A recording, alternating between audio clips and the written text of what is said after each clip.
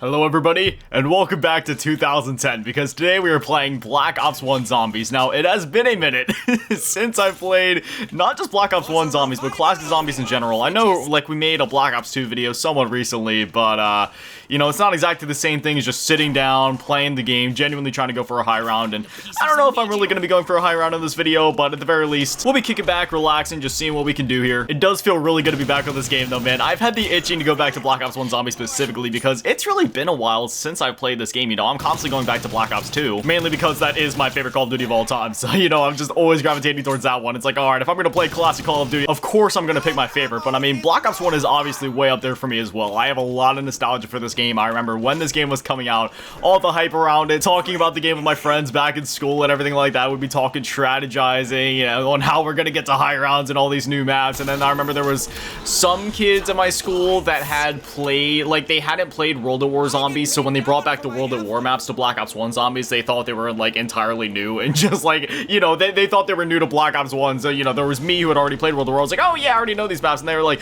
yo, did you know about this catwalk? And I'm like, yep, you're, like, a whole year or two late to that. I do miss that time, though, where everybody wasn't chronically online. The way that you found out about crazy strategies in video games was just through talking to other people, either online on Xbox Live or PlayStation Network, or talking to them in person at school on the playground or whatever. It's like, hey guys, did you know that in Ocarina of Time you can da-da-da-da-da, or in Twilight Princess if you da-da-da-da-da? There was a lot of conversations about Zelda and stuff, but also, like, Call of Duty, obviously, like I said, you know, my friends, me and them would be talking about that, and, like, Minecraft and stuff like that. Oh man, the Stakeout. I kind of want to buy that. It's funny seeing the name Stakeout now, just because of Black Ops 6, the perfect camo grinding map. But anyway, you know, I have a lot of nostalgia for the Stakeout, because I have always loved pump shotguns in Call of Duty Zombies, and I remember the first time I played Kino der Toten, I didn't buy the MP40 like a normal person.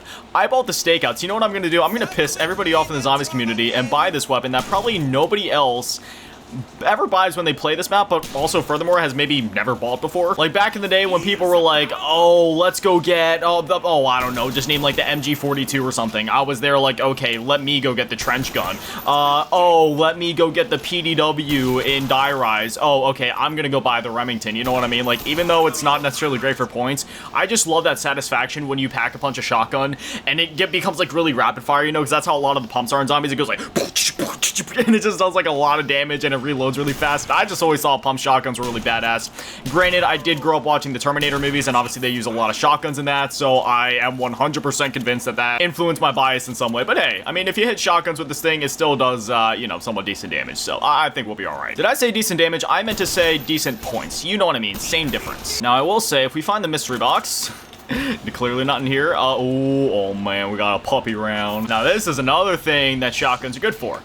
These little meat bags. They try to get close and literally one shot is all it takes. I love shotguns so much for dogs. I do miss back in the day in COD 2 where in the multiplayer you were able to use literally any weapon, right? You could use submachine guns, assault rifles, sniper. I mean, you can still use sniper rifles, but you know what I mean? Just like all sorts of really weird weapons, whereas nowadays I feel like you kind of have to just use ARs or SMGs if you want to be like competitively, I don't know, viable in any meaningful way, because if you're in like a standard lobby, you're probably gonna get smoked out if you use anything else. Is that entirely true? No, you can still do decent, say, using a marksman rifle or something like that. I'm just saying in most cases, if you're in like a relatively sweaty lobby in Black Ops 6 per se, you're probably gonna lose if you're using, like, say, a marksman rifle against somebody using a Jackal PDW. See, normally when I talk about nostalgia, it's coming from a place of where I'm constantly in a nostalgic mood because I'm constantly covering video games, anime, just all sorts of media that you know, that's very nostalgic for me. But this is the one time where it's actually been long enough since I've played Black Ops 1 Zombies to where I'm actually getting a genuine hit of not just nostalgic feelings, you know, little feel-good feelings, but like genuine just nostalgia right now. Like, I don't even know how to explain what I'm feeling right now. If you know nostalgia, you know nostalgia, but this is one of those times where it's actually been long enough to where it's like, oh damn, okay, yeah, I'm getting old, a lot of time is passing, I'm really missing the past. This sucks and it's awesome all at once. Oh man, I remember this right here. You buy the M16, you train around, you go full auto with it when you inevitably run out of bullets because that thing didn't have many bullets once you back punched it for some reason. You switch over to the launcher and just start blasting at them. Hopefully get like a ray gun or a thunder gun or something like that and just keep going. Alright, the mystery box is over in the alley. I don't really want to go over there just yet. I would rather go get back a bunch first if I can help it. Yeah, I'm really not helping myself out here. We are really struggling on points. Buying this Stakeout in retrospect was a terrible idea. But in terms of the damage it's doing, you know, I'm quite content, so it's okay. Man, it's round 7, and I've already seen a couple sprinters. That's crazy. I know technically the sprinters start at the end of round 4, but I forgot that, like, in classic zombies, the zombies do kind of... I don't know how to explain it. They feel more intense at earlier rounds, because obviously in BO6, by the time you're on like round 50, it's like, oh, okay, now the game's actually getting challenging. But like, on classic zombies, I forgot, like, getting to round 20, 30 back then was actually quite an achievement. Maybe not 20 so much, but you know what I mean. Like, getting up to like round 30 or so, I was like, okay, you got to round 30? All right, yeah, your squad's pretty set up. You guys are pretty good at the game. Whereas nowadays, I feel like round 30 is just like, oh, you got to round 30. That's good for you. You probably, that's like kind of just like the baseline of progression, you know what I mean? Like, okay, now you're ready for the boss fight. You know, again, it's not, I'm not saying that one's like necessarily better than the other. I love both classic zombies and modern zombies. You know, I've talked about this stuff before, and I don't want to have too much negativity in this video, but there's so much of a hive mind mentality on the internet where like everybody has to either ride the popular opinion, ride whatever opinion is popular, or they treat everything like it's black and white, where like, oh, things are either good or bad. One thing is either better and one thing is worse. You know, like there's nobody... Everybody is too simple-minded, low IQ'd, and chronically online to understand the concept of, like, gray areas, and I feel like it's a bit of a gray area, where there's great things about modern zombies, and there's great things about classic zombies. Like, personally, I love the movement in modern zombies. I think the movement is fucking kick-ass. I love speedrunning Citadel des Morts with PhD sliders, sliding all around the map, doing all sorts of dives and flips over railings, you know, sliding around the boss fight. Like, literally, the boss fights in modern zombies, I mean, come on. The Golem in Citadel des Morts, the Z-Rex in Shattered Veil, I mean, in like the Sam fight and the Richthofen fight in Reckoning, hello, and like the Kraken in Terminus, even the Forsaken back in Cold War, like was it the most like, you know, technically challenging boss fight in all of zombies? Oh, hell no. Was it badass and full of spectacle? Hell yeah! That's another thing too, I don't need a whole lot of challenge in video games. Like, do I appreciate challenge in video games? Oh yeah, the first platinum trophy I ever got was fucking Elden Ring, dog. I love challenge in video games. I'd live for that shit. But at the same time, I don't need everything to be super challenging. I also can get down with like an Uncharted type game and stuff like that, where it's just like, you know, there's some challenge here and there, but for the most part, it's just like a chill, laid-back experience. You're just kind of vibing with it.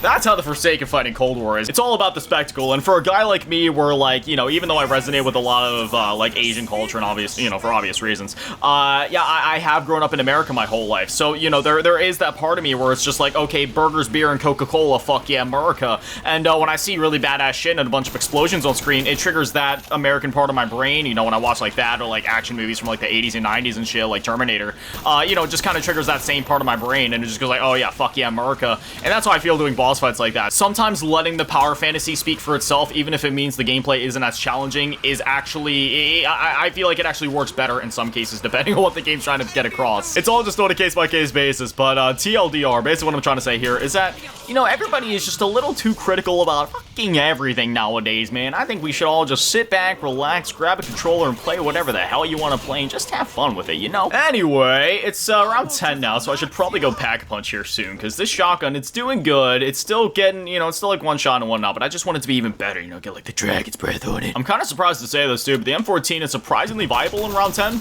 I mean, it does take almost a 10 entire clip to kill him, but you know, it's still viable. That's kind of another thing I miss in classic zombies. You had some guns that were just pure potato dog shit, and then you had some that were actually pretty good. And obviously the M14 is one of them that was terrible, but you know, you just had some guns that were really great, some that were really bad, and I feel like in the modern landscape, it's better that it works the way it does, where like every weapon is somewhat viable. You know, it just makes sense realistically speaking too. It's like, of course, every weapon kind of does a relative amount of damage, depending on like, you know, the caliber. Obviously, like, you know, depends based on the weapon. Shotguns will do more damage per bullet, snipers do more damage per bullet, etc. But I feel like in the modern landscape with camo grinding and everything like that, and just like for the overall gameplay loop of things, you know, it works better that way. But it was always really cool in the classic games how like you never knew like, oh, is this gun gonna be good or is it gonna be absolutely terrible? Because sometimes some guns you thought would be great were kind of terrible actually. But anyway, let's go ahead and give me a minute to recover from the teleportation. Go ahead and Pack-a-Punch. Yes. Oh, that's another thing too. Pack-a-punching did feel a lot more satisfying in the classic COD Zombies games. To a certain extent, I forgot. They also didn't give you the most amount of ammo sometimes. 10 in the clip and 60 in reserve. That's kind of terrible for this gun, dude. Y'all remember like the SMR and the War Machine in Black Ops? Dude, those guns were terrible. All right, we got my shotgun, which now has a foregrip on it for some reason. Oh, that classic Pack-a-Punch sound too. You can kind of replicate that in the modern games if you put a suppressor on your weapon, which you should always have a suppressor on your weapon. If you don't use a suppressor on your weapons in Black Ops 6, I don't know what you're doing then. Put them suppressors on, get that extra salvage. But anyway, yeah, You just can't beat that sound, dog. That is so good. It always made me think of like the laser guns from like the war scenes in Terminator 2, you know, where it's not a flash forward to the future or whatever you want to call it, where like, you know, shows the warfare and whatnot. You see the Terminators walking around with the laser guns. This is always what that sound reminded me of. And then when you reload it, it's a lot less painful because it does like 2 bullets at a time. We're gonna make our way outside. I want to activate the Easter egg song. Wait for it. Those first notes. There it is. I'm in a corner.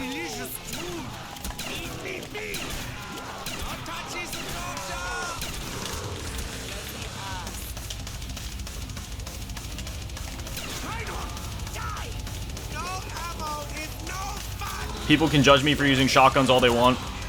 Never mind, I was just, damn it, dude. I was literally just about to say, people can judge me all they want for using shotguns, but look at that, it just got me out of a tough situation until I went to reload, and then it was all over, because, yeah, shotgun reloads aren't, exactly the fastest process in the world. Where did the zombies go? I don't know, maybe that doesn't matter. Am I good? Okay, that's the end of the round, cool. Hey, needs a quick revives, please. Bring me 115! Sorry, I was just really feeling the song. Be honest, folks, when's the last time you actually used a trap in COD Zombies?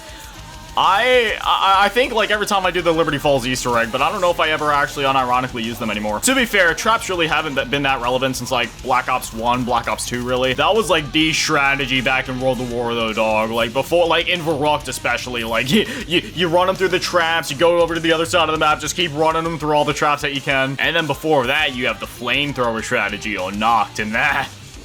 That's a time sink. Anyways, I'm not gonna lie, y'all. You know, we've been playing for a little bit. I didn't necessarily have any plans to like hit round 100 or anything. I just kind of wanted to chill for a bit, have a bit of a nostalgic. I don't even know what word I just said. Have a bit of a nostalgic throwback, and yeah, you know, I don't want to drag the video out any longer. I've been streaming a lot more lately, so maybe if you guys want to see me stream this game, you can let me know in the comments. Maybe I'd even play with some of you guys. I've been starting to play with viewers lately. It's been a lot of fun. So if you want to see that, let me know. But otherwise, I think we'll conclude the video here. We got our nostalgic look. I'm feeling pretty good. That's that. GG. But anyway, as always, a massive shout out to the Patrons and channel members to get all of them in the low ball tier, and an even bigger shout out to about the last king of dead many in the big channel in the tournament. So much you thank you guys so much for Little Legends. I love you. Have an amazing day, beautiful. I love you all.